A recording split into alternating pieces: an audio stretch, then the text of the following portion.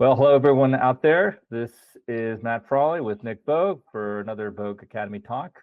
I would say good morning to Nick, but actually it is the afternoon. And so I won't do that. And first, I just want to thank everyone who's been subscribing to our YouTube channel. We're over 2,700 subscribers, which is amazing given we just started this, I think, late last spring. So thank you, everyone, and continue to spread the word. And check out our Voge Academy website because as of late Thursday night, and I emphasize late Thursday night, we released our second course, which is on creative problem solving.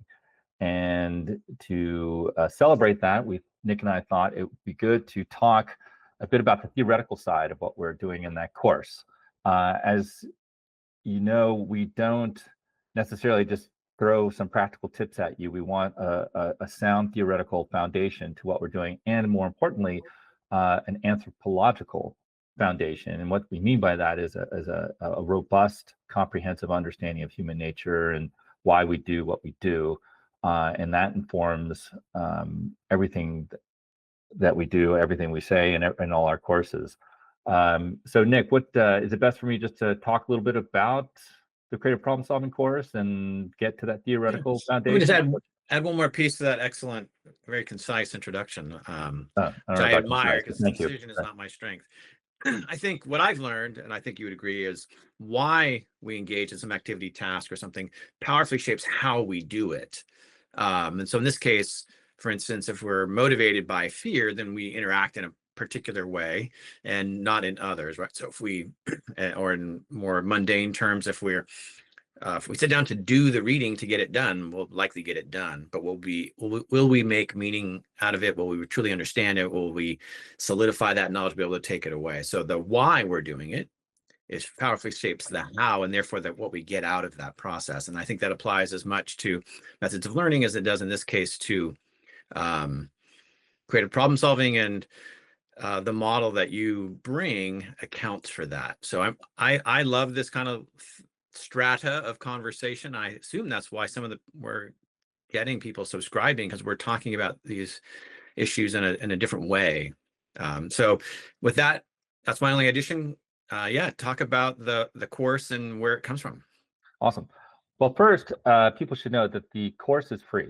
Our procrastination course, you do have to pay for it, but this one, creative problem solving, is free. And the reason we are doing that is because it's absolutely fundamental to everything we do and every course that we're offering and going to offer. And that coming to that realization was a product of a story I think I told in another video we did on creative problem solving, where Nick and I were giving talks to seniors in high school about the transition to college. And in the end, we're like, okay, if there's one skill, one strategy that we could equip them with, it would be creative problem solving, because you're facing so many challenges. It's a pretty monumental transition on so many different levels, and so you're going to face obstacles, you're going to challenges, and how do you respond to those? And it's easy to react to them, and with a fear-based response. It's another thing to respond in a healthy, self-confident way in which you adapt more quickly to the new environment. And then in that way, you can thrive and really take it, really leverage that experience for the most for yourself. Anyway, so creative problem solving.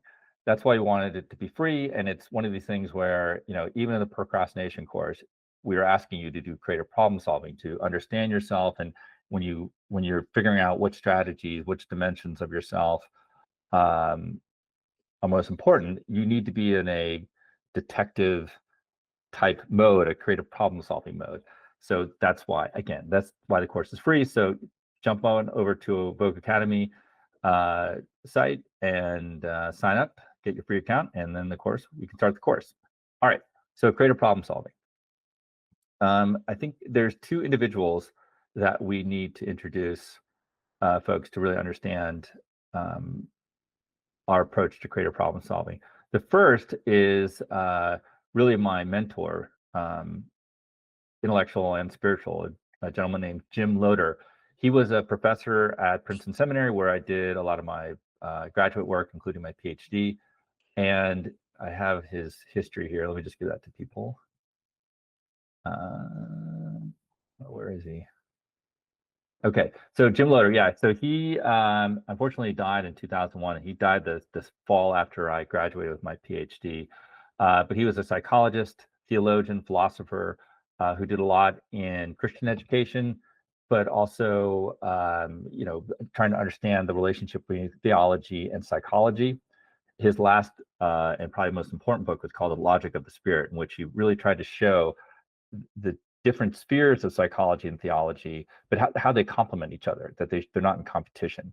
And so that was a really important work. Anyway, it was through his tutelage that I was introduced to Kierkegaard, but also to another philosopher named Michael Polanyi. And that is the philosopher that we'll focus on today, and his work on what's called the Tacit Dimension. Now, before we do that, if and when you take our creative problem solving course, you'll see that there's a rubric that Jim Loder developed called Transformational Logic that we use for understanding the creative problem solving process. And we'll talk about that in a second. But the key there is understanding first that you are going to face challenges, and you have to understand your responses to those challenges. And what we tackle is, as we've mentioned before, the kind of fear-based responses that most of us engage in, kind of a fight, flight, or freeze response. And all those are fear-based. And all those are based, in the end, on the fact that your self-worth is at stake. Remember, as we've talked about in terms of this idea of self-relationality and self-worth theory of motivation, that in the end, we are creatures who are seeking meaning, purpose, fulfillment all the time, even when you're not consciously aware of it. And every decision, every thought is informed by that dynamic. And so when you come to a challenge and you find yourself in a flight, fight,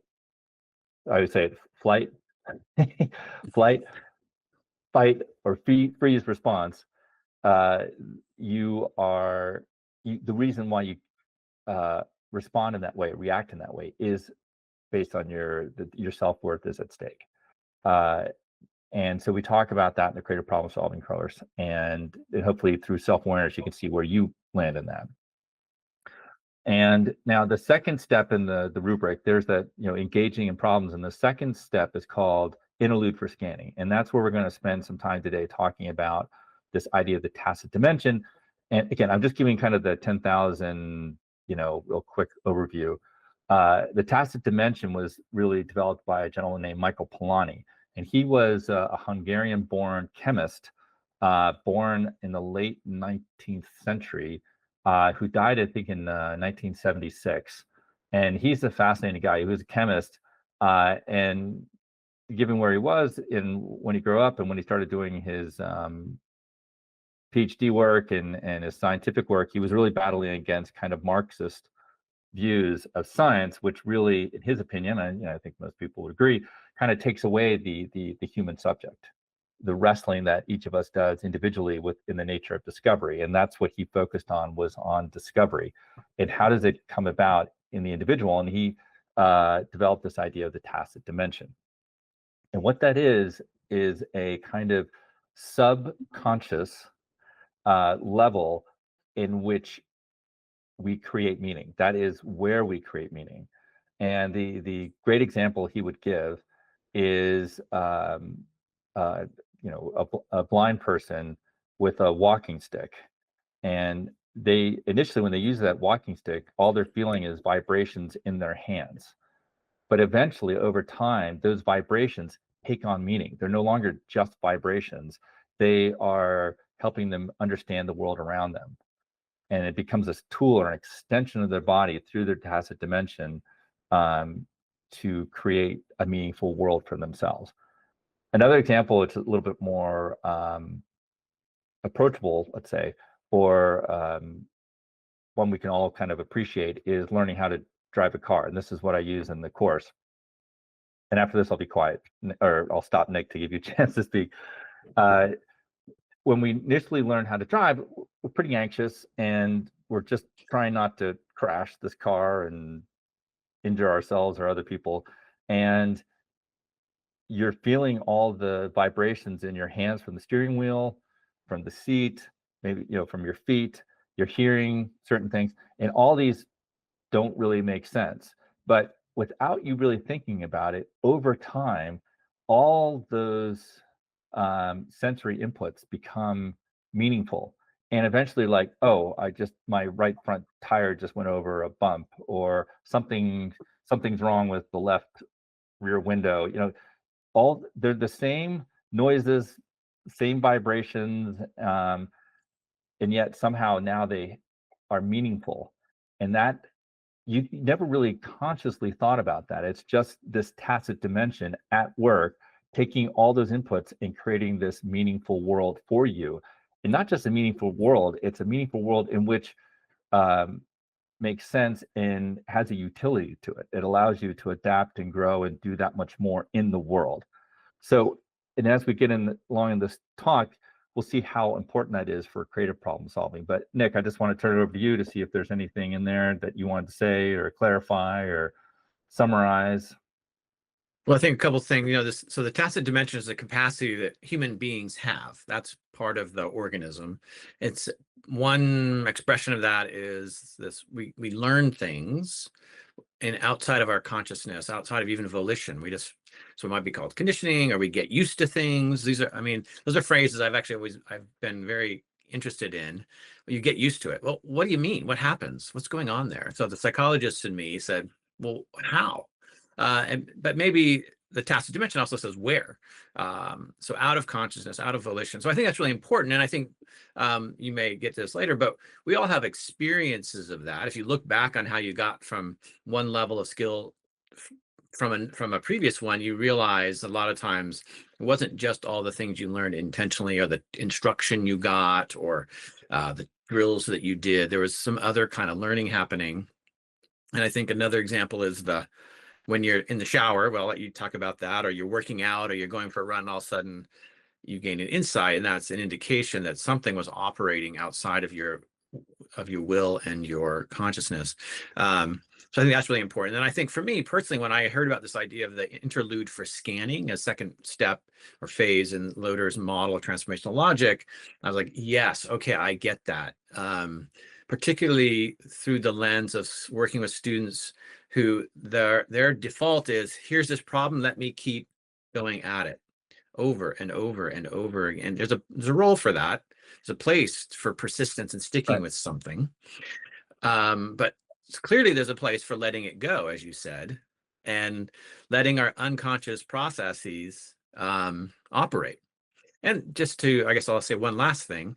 There's good evidence in various kinds of empirical studies of, say, human memory, that they're crucial processes that are happening outside of our consciousness. So there's research studies that show if you introduce a memory task for somebody, then you test them, they may practice a little bit, you have them sleep, and they actually perform better by simply sleeping. It's not the sleep per se, it's what's going on in our brains and in our minds why we're unconscious.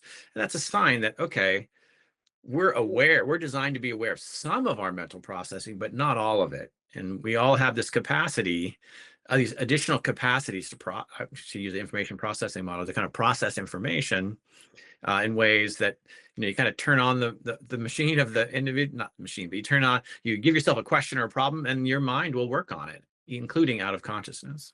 Right. Yeah. So just to pick up on that point, so the idea of interlude for scanning is to say that there is this time needed where you're not focusing on the problem, and that can only happen if under two conditions. The first is that you're willing to engage in a problem. So that's the first fear-based response that we talked about: flight, fight, or freeze, and I said it correctly finally, there you're trying to eliminate the problem because of your self-worth. You're saying this is too much of a risk, too much of a threat, that I want to eliminate it. And all of those, even the fight response, is a fear-based response. So there you're not even engaging in the problem. So the step one is or the first question we have to wrestle with is, am I willing to engage this problem? Am I willing to invest myself in this problem and give it energy? Now, the second question or condition is, now that I've engaged in it, am I willing to let it go? Which seems counterintuitive, but even if you do engage in a problem, maybe the problem is just so important to you that you can't let it go. Even if you want to run away from it, it's always there, and so you're wrestling with it. But then we can have a fear-based response there. We become so anxious that we wrestle with it. We're up at night. We can't go to sleep. It's always there, and we're always perseverating scenarios. Like, how do I make this work? And that is a fear-based response because you're trying to maintain control over the outcome. You are, trying to limit the possibilities and eliminate those that are, really deleterious to you, to whoever, or whatever the future would be. You want a future that's advantageous for you somehow, and so you're unwilling to let go of this problem. And if you can't let it go or let it out of your focal awareness, your consciousness, then it can't go down into your tacit dimension, which is the subconscious. So can you let it go? And that is really, really hard. I think you have to admit that because you don't know what the tacit dimension is going to come up with. Is it going to come up with something that aligns with what you want, or is it come up with some innovative solution, if that makes sense? So letting go of a problem, even when you're willing to engage in it, is a very hard and tall task. So now there's what's the and I would say counterintuitive and a logical cognitive sense. Yeah. So there's the emotional thing, right, part obstacle, but there's also, the way to solve a problem is to not work on it. I get it that people, at least initially, would say that doesn't sound very logical, but I think almost everybody has some counter example to that. But so I think those both are two kinds of obstacles: emotional and cognitive. Right. No, that's a good point. But there's that expression, out of out of body, out of mind, or so out of sight, out of mind. Out of sight, out of mind. There we go. Sorry. So, but if it is out of sight, it's not out of mind. That's what's going on. And the example we give in the course is probably an experience most of us have had, where you're walking down the street, there's someone on the other side of the street, and they're like, "Hey Nick, how's it going?" Or "Hey Matt," and you can't remember their name at all, and you're like, that's happening more and more, let me tell you. Yeah, exactly. So you're like, "Hey buddy, hey there," you do these ways to deflect and show that there's all these strategies that we have to show that, try to hide the fact that we don't know who they are, or can't remember who they are. Anyway, and initially we do that insight in mind kind of, wrestling, even though they've walked away, we're like, but then eventually you forget about it, you get distracted, or something else pops into your head and you're thinking about that. But then an hour or so later, all of a sudden you're like, "Oh, it's Bob," so that shows that even though it wasn't in sight, it wasn't a part of, you weren't focusing on it, it wasn't gone. You were still wrestling with that problem below your focal awareness. So it was in your consciousness, your subconsciousness, but it wasn't in your focal awareness. So that's an important point. So we're still working on it, and that is your tacit dimension at work. Because in a way, because you couldn't, even though you knew this person but couldn't remember the name, there's a small rift in your kind of lived world, and we don't like that. There's this tension, and so your tacit dimension's trying to heal that wound, so to speak, and put everything back, because it ultimately we want a coherent world where everything makes sense and coheres with everything else. So that last point explains why our unconscious mind is attached to that question, right? So there's this gap. We know that person, can't remember their names. That's unsettling, dissatisfying. So our mind, even as we move through the day and do other things, but part of our mind at some level, our subconscious level, doesn't like that, wants resolution, says, I know that. Right. What is it? Keep, I don't know if there's a computer analogy, keep sending the call. Is that right? Boom.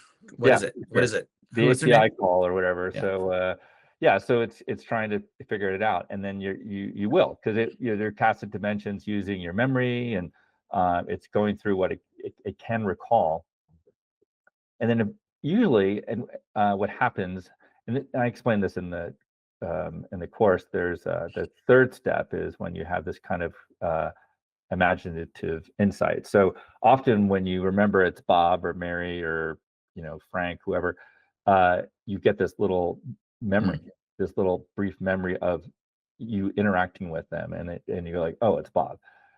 Usually we just focus on the Bob and the kind of the aha experience, and that's where the aha comes from, is because the tacit dimension's working on it. Once it figures it out, it wants you to become aware of it. So it kind of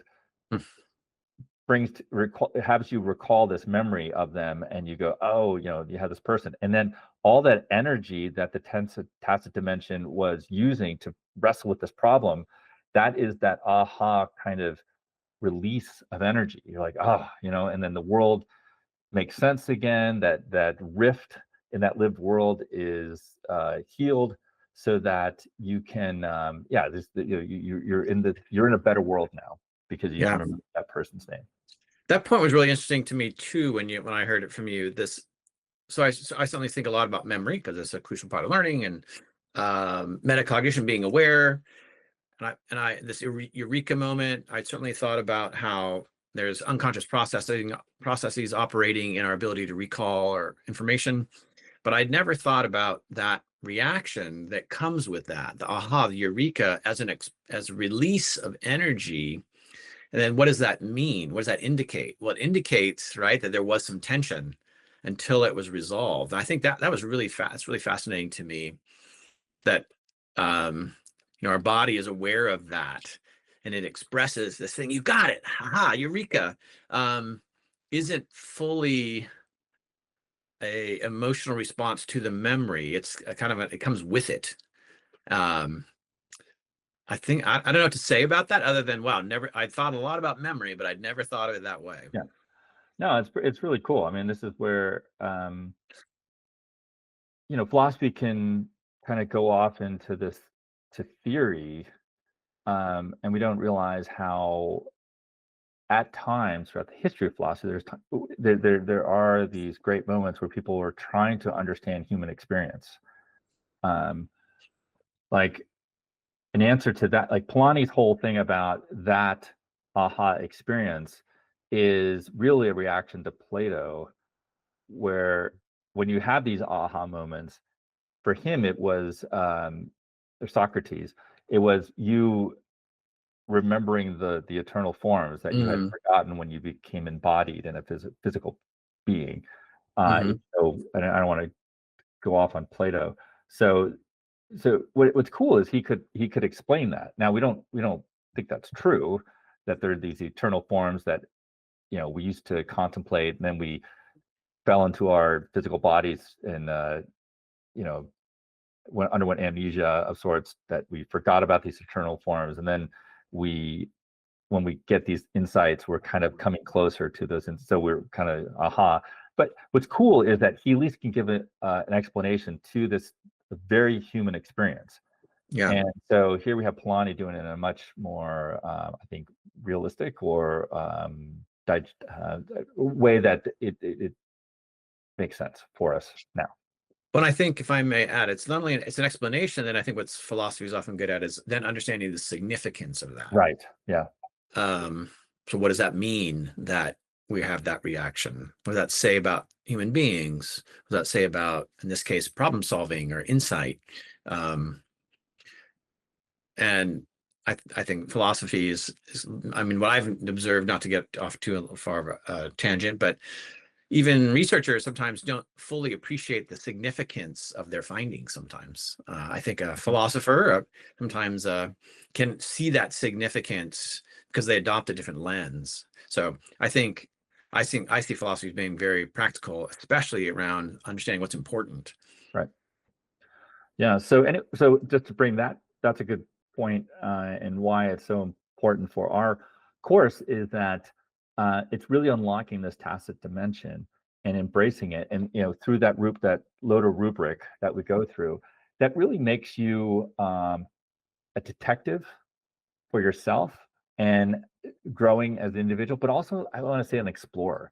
That there's this really adventurous life that we can lead if we're willing to engage in difficult, challenging tasks. You think of the great explorers. It wasn't safe. It wasn't a life where they kind of knew everything that was going to happen. There was a lot of danger out there, but they were willing to embrace it and accept the challenge.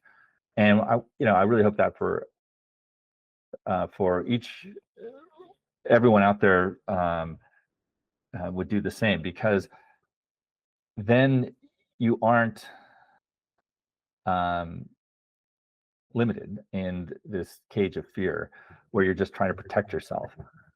You can be someone who is really dynamic in your work, really helping your nonprofit, your company, whatever, really grow. And because in this ever evolving world, things are changing so rapidly. You need people who are explorers, who can really embrace challenges and figure things out. And that's where the tacit dimension, and really someone who really embraces that can succeed. And then, so that's at that level, but then also for you individually, there is the fact that you can grow in your self-esteem. Like, it's neat to see folks who really believe in themselves in the midst of challenging circumstances, to say, yeah, I don't have the answer for you right now, but I know I'm going to figure it out. Those are really dynamic folks to be around, and they're the ones who see life as an adventure, more exciting, versus a world where they're experiencing a lot of threats and they become self-protective.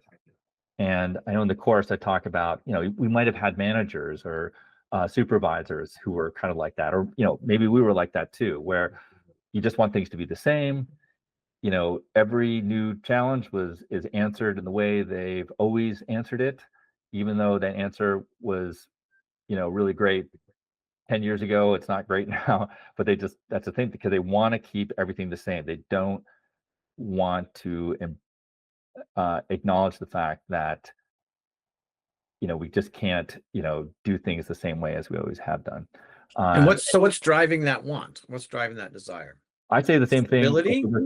I think that I think it's still folks who their own selves are on the line, that they achieved a certain level of adaptation, and they want to preserve that, and aren't willing to grow as individuals. So as an employee or someone in your family or at work, whatever, they're just stasis is okay.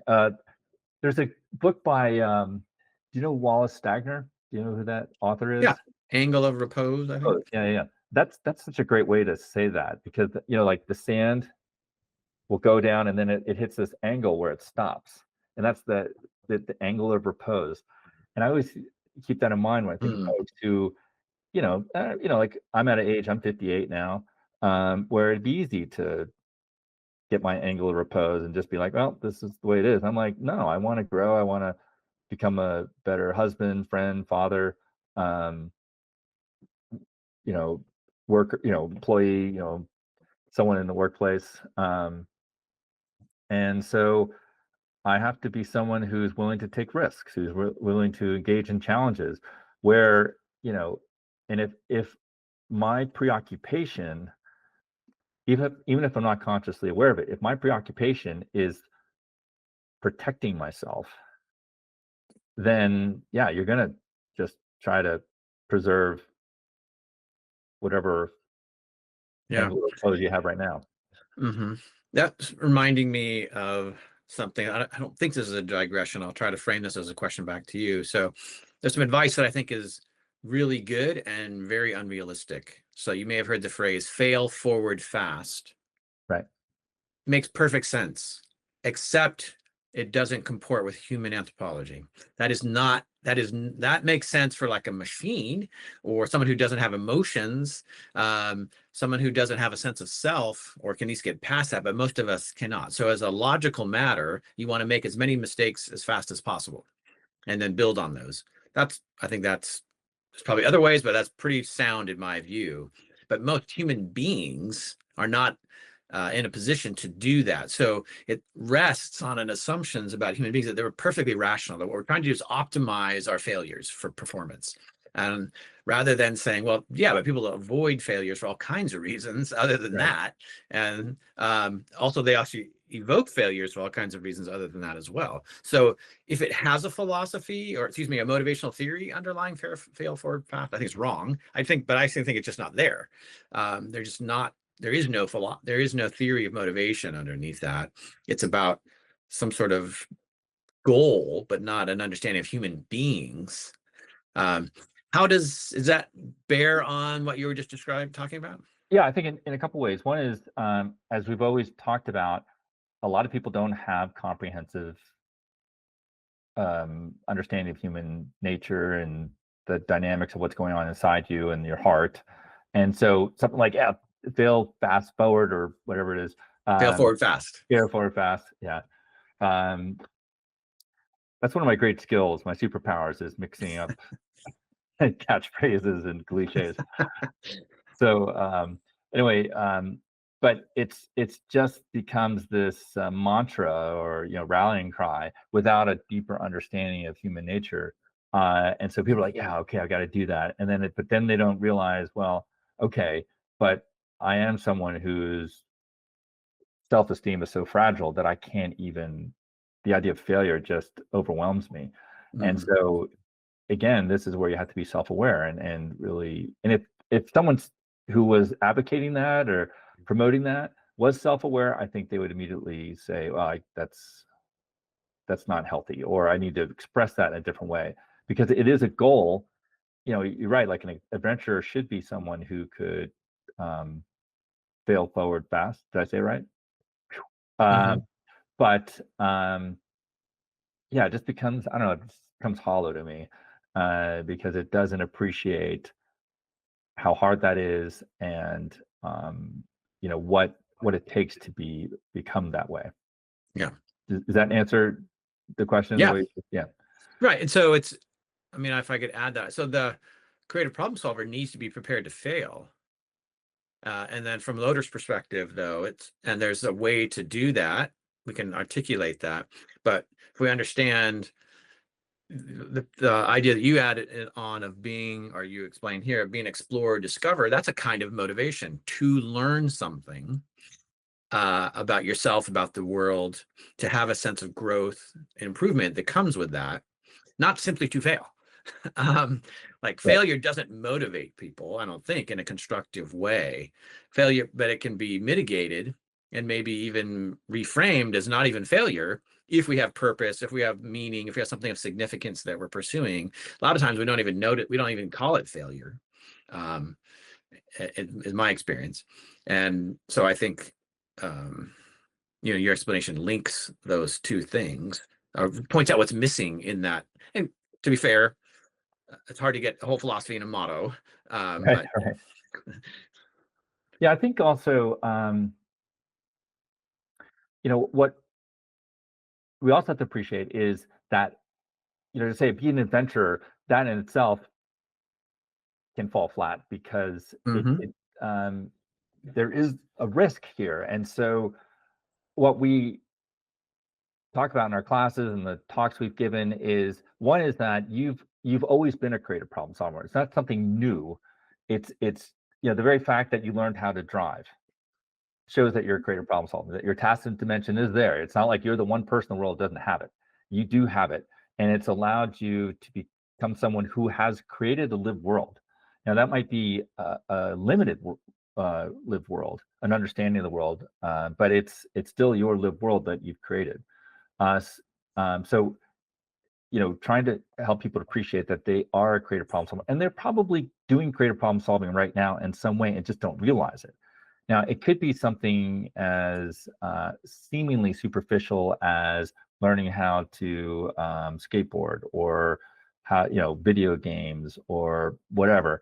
But you are doing it somewhere. There's somewhere where you're willing to fail. Like skateboarding, I think you've used that example a lot. Where the kids out there, or maybe adults even, like you're failing all the time, but it's okay. And then you're constantly making these adjustments, and coming up with ideas to, oh, let me try this, let me try that. Oh yeah, that worked. Whatever. I play this game called platform tennis right now. That's very popular up in like Chicago, Detroit area, and here in New Jersey, and out in Pennsylvania and elsewhere. And it's really a game of chess. It's tennis, but it's on a smaller court, and it's enclosed with a fence, and it's elevated.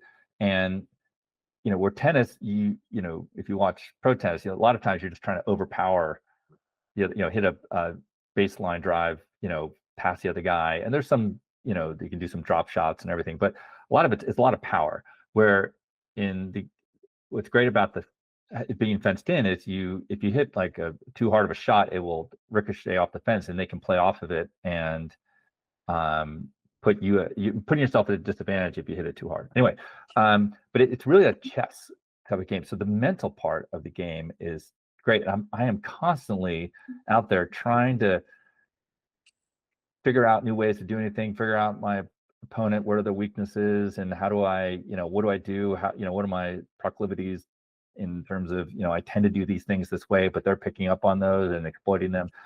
So that is seemingly trivial, but it's a great way to exercise my brain and really get these aha moments. But it's easy just to say, well, I'm just figuring out how to play a game. Now, and what's important, I think, is to help people realize that you're doing that right now. And yes, it's seemingly inconsequential, but I just want you to appreciate that you can do it, and you are making progress in that area. Now the question becomes, can you translate that into an area which is maybe a bit more risky for you, at work, in school, somewhere where more of your self-identity might be more at risk, or online so that's where it's a little harder. But if you can at least appreciate that you are a creative problem solver, you've done it, then let's start slowly moving that into more, I hate to say substantive, but more important or consequential areas of your life. Well, I think it can just be different ones too. Yeah. So sometimes people have gained confidence in a sense of efficacy in some domain, an intellectual domain, but not, or physical or athletic, but not in others. Yep. I'm not sure that one's more substantive. I think there probably often are. The stakes probably the stakes make us fearful, so we don't employ that. So if it's more significant to us, or more substantive, therefore more significant, we may feel fear, and then we don't engage this process. But that kind of brings me to a question. So one thing I see is, by articulating this rubric or framework, we can recognize this out in the wild, so to speak. We can see it operating in others and in ourselves. But I also think it helps us transfer, right? As you said, translate or generalize to other domains. So that suggests that you can mobilize or maximize this capacity that we all have for creative problem solving, including utilization, or if that's the right word, utilization of the tacit dimension. Is that right? I mean, is your theory, that is your belief that you can get better at that by knowing the model, and then say, so consciously putting ourselves in phase 2 and an interlude for scanning, and say, oh, I haven't done that and I'm stressed out. Let me give myself some time for interlude for scanning volitionally, on purpose. Right. Yeah, I think so. I mean, I think it's the very fact that if you understand the dynamics, first, just understanding how you respond to challenging situations. What are your fear-based responses? Just recognizing that, I think, goes a long way, because instead of being your fear-based response, you're having it. And that distance, as we know, as you talked about in your procrastination course, can reduce the anxiety a little bit. So, and by being a detective of yourself, you're taking a mental and emotional step back, and that allows you to think more creatively about what's going on. So I think so. I think knowing the rubric is really, really helpful to become more aware of the dynamics going on inside you. And that's, like we always talk about self-awareness and how important that is. And then, we get into some practical, very practical advice. I mean, we do kind of the existential side. That's a very important part of the course. But then the practical steps of, like, we know we have these, we call shower revelations. There are these, there's times where we put ourselves in an actual environment that helps us relax. And that's where we tend to get the aha moments. In the shower, on walks. I remember talking to some woman, she said when she's eating, I'm like, great. Like, just for some reason, the eating, it becomes this kind of monastic type experience, I guess. So, that's great. I mean, wherever you can put yourself physically or at least emotionally to get yourself to relax is important, because then you're giving yourself that mental space to perhaps come, to let the tacit dimension go to work. So once again, just knowing the rubric can help you figure out how you might need to make changes so that you can, again, might not have to physically get yourself out of a situation, but at least mentally and emotionally maybe get yourself out of a situation. Does that make sense? Absolutely. I mean, I've had my own experience. So one problem I have with meditation is I often, when I get relaxed, so I have a lot of ideas. When I get relaxed, they often bubble up. Right. I'm like, oh, that's a good idea. Well, that's generally not the aim of meditation, the different kinds, but that's usually not one of them. So being able to turn that off, but I think to me, it confirms the importance of getting ourselves into a mental and emotional and physical state other than grasping onto the problem as a way to solve it. Right. Or to at least make progress on it, to reframe it, to reconceptualize it, to generate some potential solutions. And so that's kind of quasi-volitional. I mean, I'm not, in that case, this meditation, I'm not trying to solve the problem or try to access my tacit dimension so much so as I'm trying to do something else that evokes I guess, the result of the tacit dimension. Right.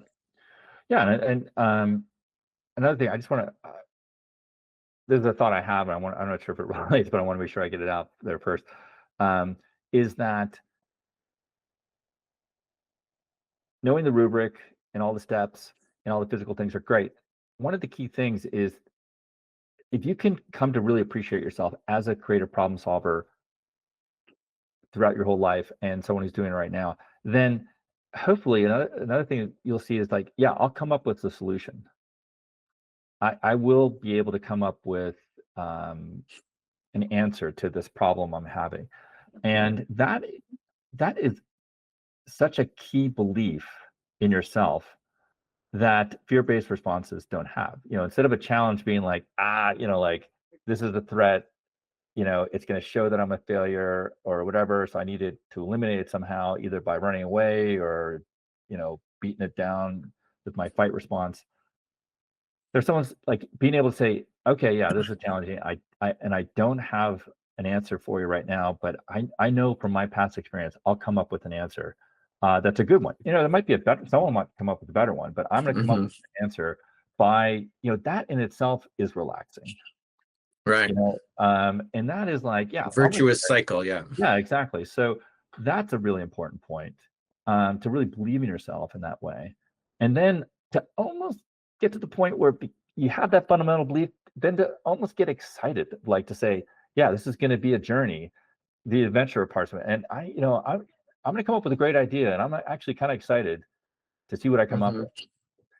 I mean, how great would that be? I mean, you work with college students, just to think of those first year students who are just overwhelmed. And wow, to get someone that says, yeah, I know I'm struggling right now. This seems overwhelming, but we're going to figure it out and it's going to be great. And that, boy, I would wish that for every student in college and everyone I've come across with in my workplace. Yeah. Yeah, I think if we could see our own limited knowledge or ignorance, not as lack of intelligence, but as an opportunity to gain knowledge. Right. Like, oh, I don't know that thing. Awesome. This is a chance for me to learn that thing. Yeah. And I think, so that's, sometimes we do that. Like, I'd never, there's certain realms, I think, certain times I look back. One that comes to mind, I don't know why. I think I spent more time in my first college semester juggling than I did in class. So my roommates and we all learned to juggle. And so we were just constantly, we'd go watch people juggle, buskers, and then we'd try these new tricks. We tried to invent new tricks. There was, I think, maybe a little competition, but it's mostly like, oh, you did that. I wonder if I could do that. I could do something different. And I think something about that context or that scenario, those circumstances felt like, I just saw that thing. How am I going to learn how to do it? I don't want to speak for my roommates at the time, but I think I wasn't necessarily thinking that way about the academic side, right? Same person, same attitude, orientation toward newness, toward unfamiliarity. Not the same, I should say, attitude or orientation toward unfamiliarity or not knowing, right? There's probably lots of reasons for that, but I think they can also be cultivated, right? We can cultivate that orientation intentionally. Yep. Well, I just want to say here, I've known you, 15, 20 years. I never knew that you were a juggler. Oh, yeah? Yeah. I don't do it so much anymore, but you learn something new every day, right? So that's cool. Yeah, no, I think you're right. And there's a lot of creative problem solving going on right there. And what's cool is that it wasn't like you said, it wasn't the case where you're like, I want to learn how to juggle or learn a new trick. And boy, if I don't get it instantly, I'm going to give up. There was a journey and there was a lot of failure, a lot of struggle, but you really believed in it and you were excited about it. And so you went for it, So, I mean, it's a seemingly trivial example, and it's not to say like everything's like, yay, like, I just got this amount of work and my company is about to go under. Oh, this is great. But go forward fast. Right. But there is to say that, the people who roll up their sleeves and dive in and say, yeah, we're going to figure this out. We're going to do the best we can and let's go for it. Knowing that it's going to be a struggle, knowing that there's going to be some late nights perhaps or whatever. But have a belief in their ability to figure these things out.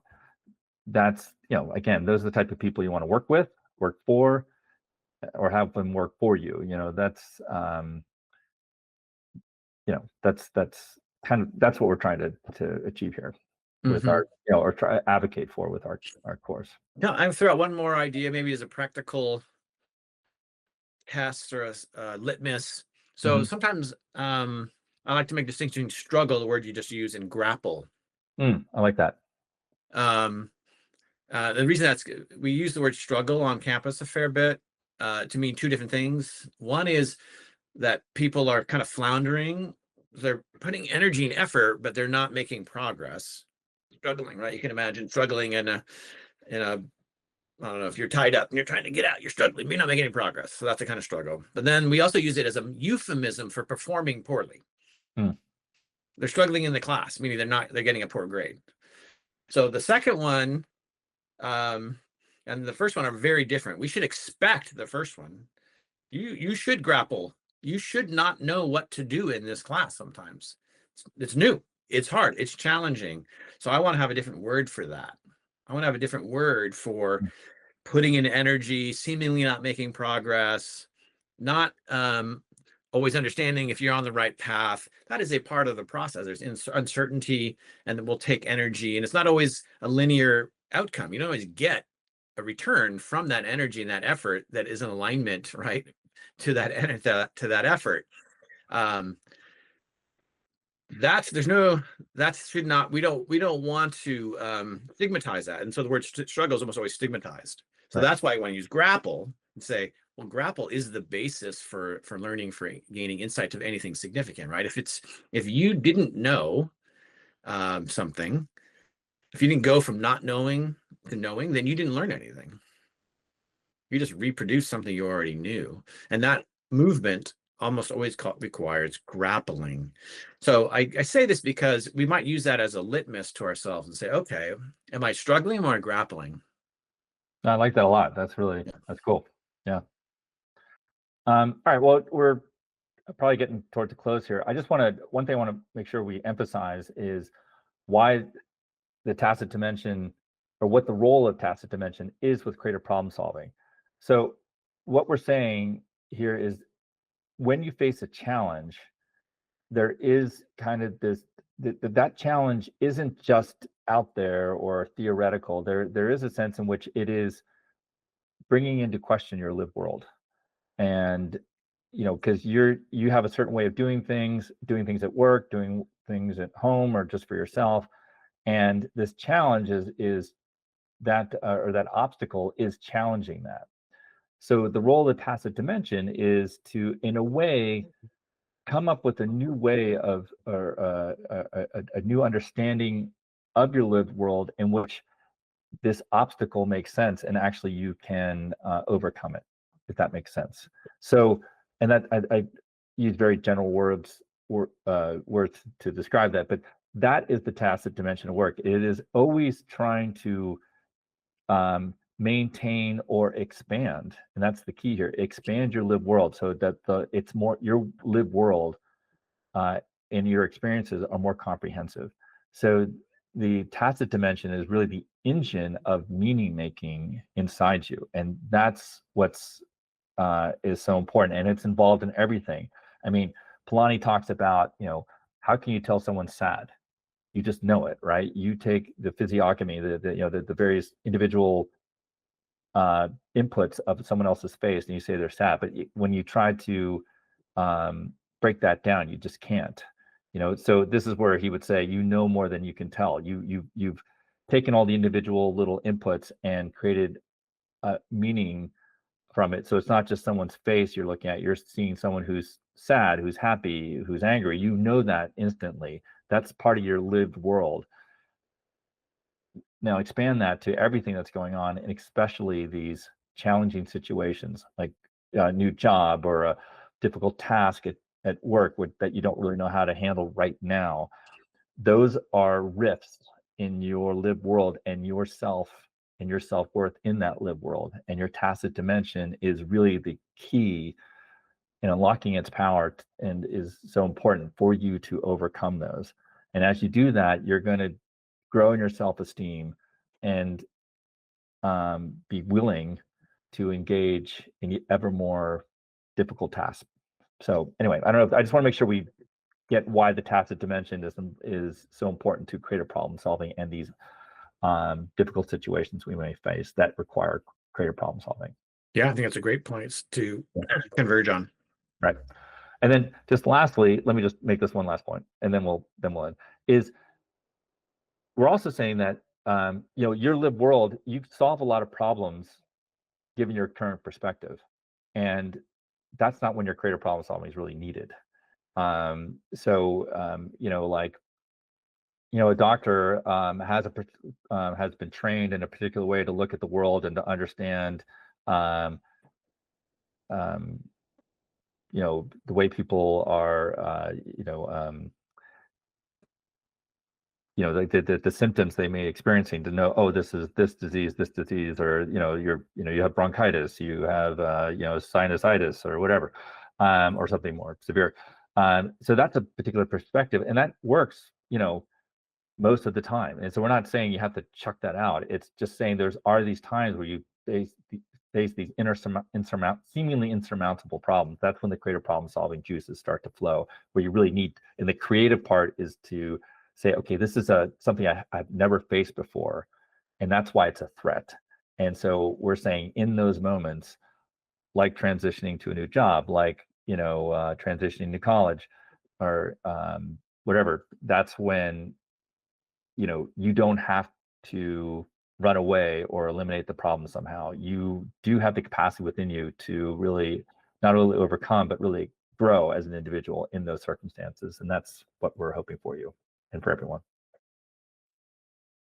Great. And I think that, yeah, the thing I think you said with the model, naming the model helps us figure out what to do when we don't know what to do. So right. Is that right? Yeah, I think you're absolutely right. Yeah. So anyway, so I mean, I was just going to say, you know, take our course and all that kind of stuff at the end here. Is there anything else you want to say before we do a wrap up? No. All right. Well, we are recording this on Tuesday, October 21st. Tomorrow, Wednesday, we'll be at the Keller Center Innovation Forum. I think that's right. In the Frist Center at Princeton University, down the multi-purpose room from like 10:30 to 4. So come see us there. We'd really love to talk with you. And then if you can't make that, then there is another function at Frick Atrium. That's the chemistry building. How appropriate. We talked about Michael Polanyi as a chemist. That's from 5 to 7:30 tomorrow night as well. So we'd really love to talk with you. Please go to our website, create your free account, start the creative problem solving course, consider the procrastination course. And Nic, as always, thanks so much. It's just, again, I love talking with you. You always help me clarify my thoughts and expand them and challenge me. And so great stuff. And see you tomorrow. Thanks, Matt. It's fun to really delve into this. Yeah, awesome. All right, take care. You too.